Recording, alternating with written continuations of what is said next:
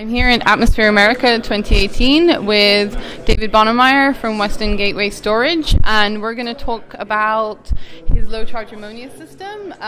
David is really ahead of the curve. He was one of the first to install these ultra low charge ammonia systems in the US. So David, if you can give an overview of why this technology is so important.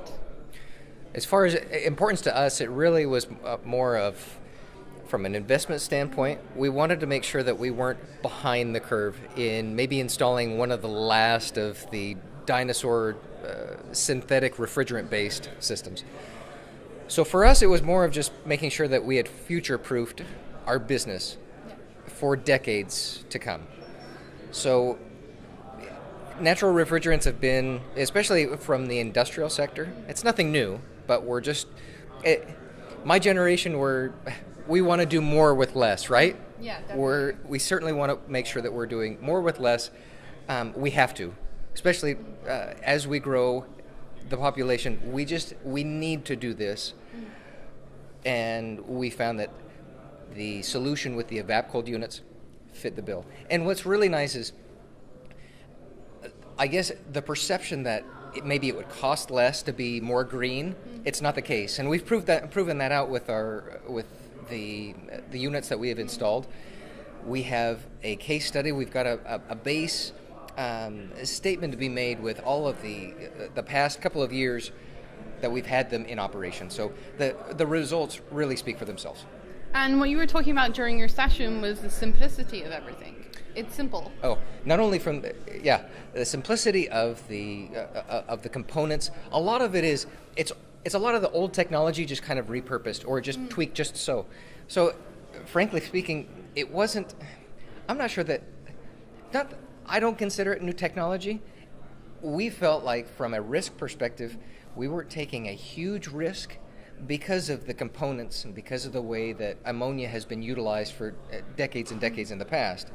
Certainly the way that it is packaged is innovative, and now we're being, just like I said, we're doing more with less, and that's what feels great.